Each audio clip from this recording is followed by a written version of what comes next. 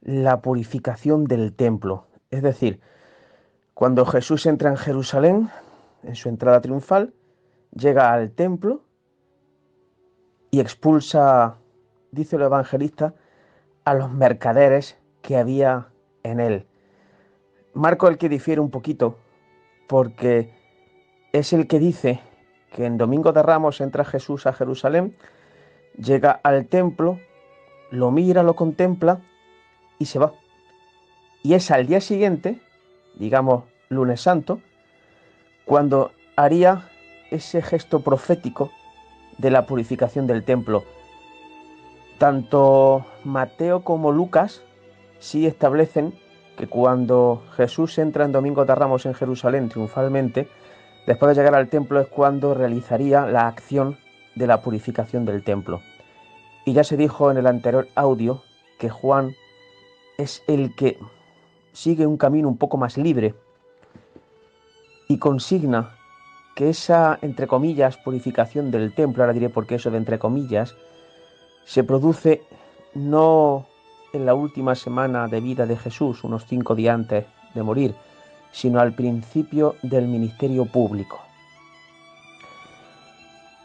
¿Por qué Jesús hace ese gesto?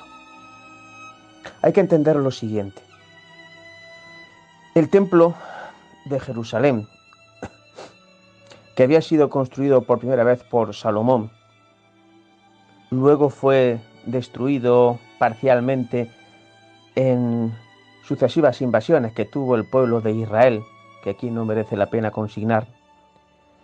Y luego, precisamente, Herodes el Grande fue el que empezó a reconstruirlo, a darle mucha más amplitud, mucha más magnificencia, y de hecho, a la muerte de Herodes el Grande, se siguió construyendo y curiosamente el templo no estuvo terminado, es decir, en obras menores, por supuesto, ¿no?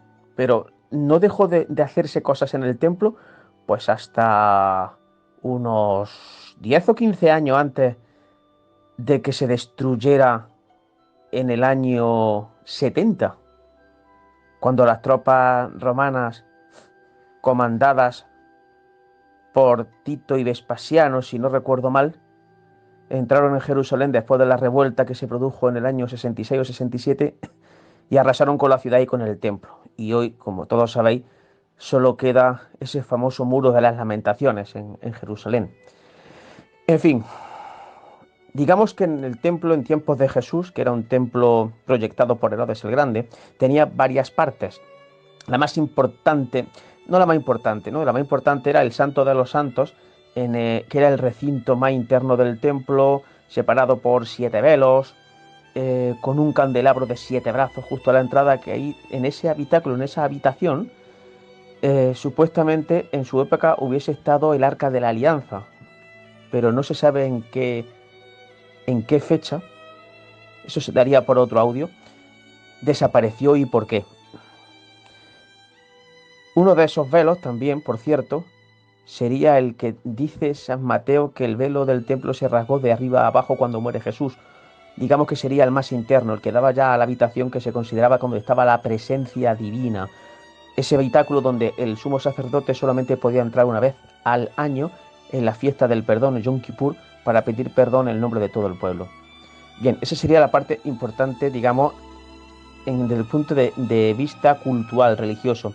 Pero la parte más importante del templo desde el punto de vista de las personas era el atrio de los gentiles. ¿Por qué se le llamaba eso? Porque ahí podrían entrar tanto las personas que eran judías como no judías.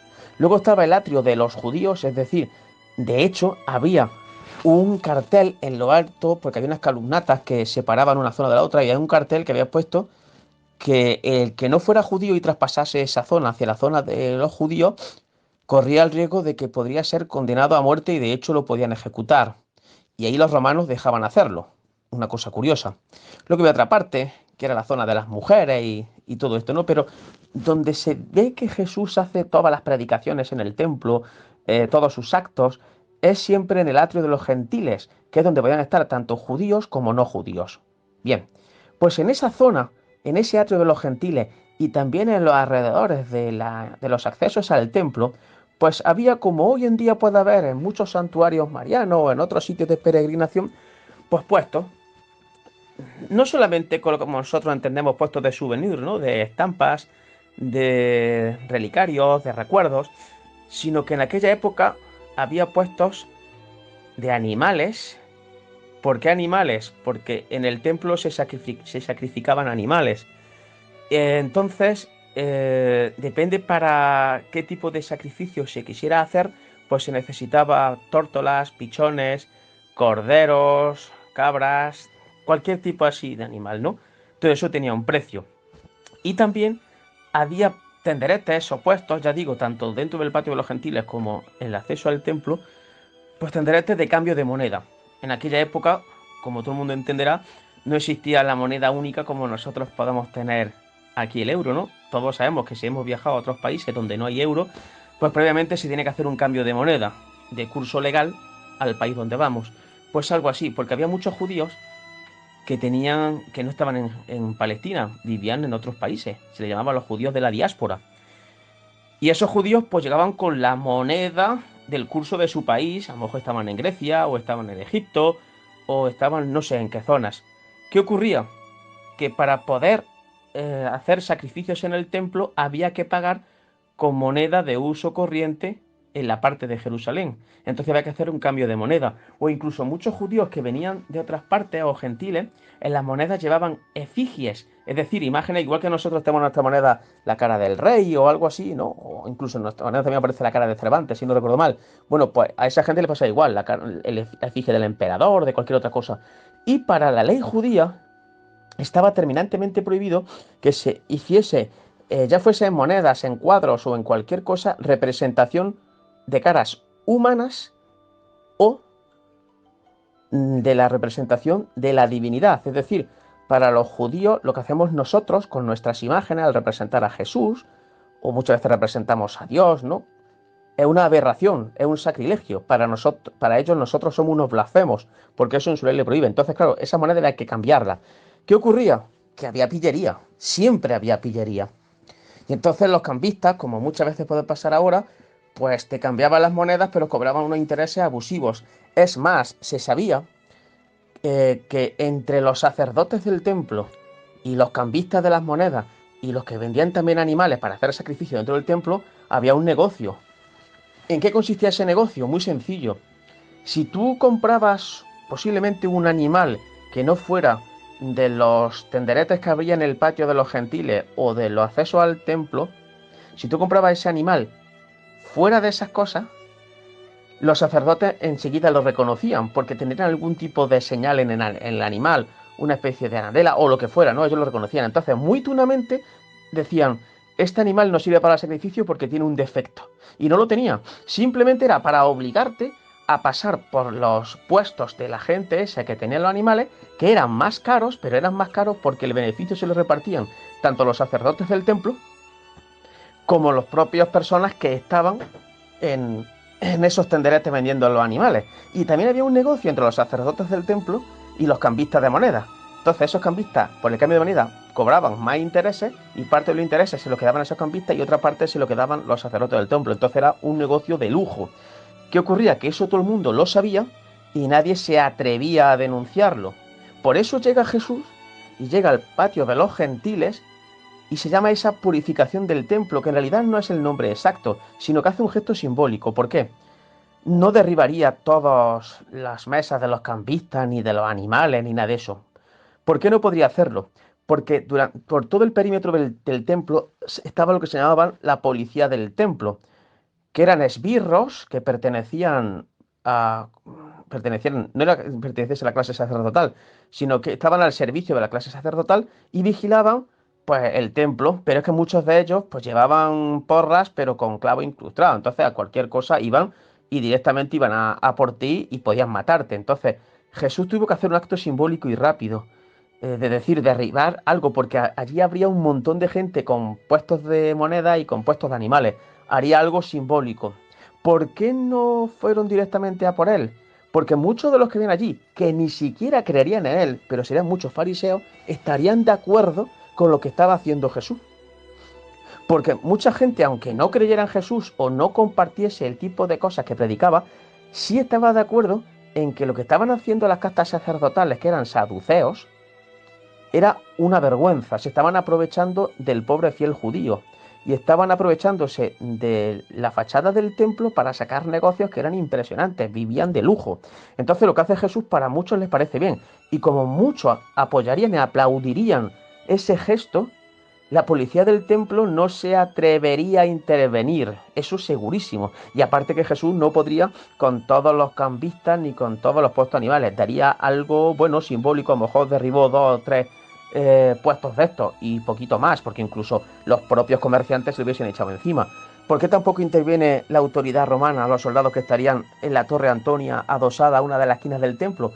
Pues porque sencillamente eso lo vieron como una disputa muy puntual y tonta entre judíos. Ellos no intervenían ahí simplemente porque no veían que fuese nada que fuese en contra de la autoridad de Roma, sino disputa entre judíos. Pero ya digo, fue esa muy puntual. Y después de eso, por eso no lo detienen, porque mucha gente apoyó ese gesto. ¿Quién lleva razón?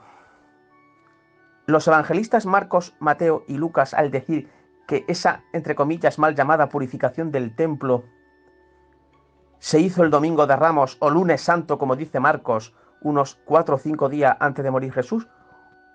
¿O lleva razón Juan, que dice que esa acción de Jesús de derribar tenderetes y puestos se produjo al principio de la vida pública? Vamos a ver, Juan establece y dice que Jesús subió 3 veces a Jerusalén para celebrar la Pascua.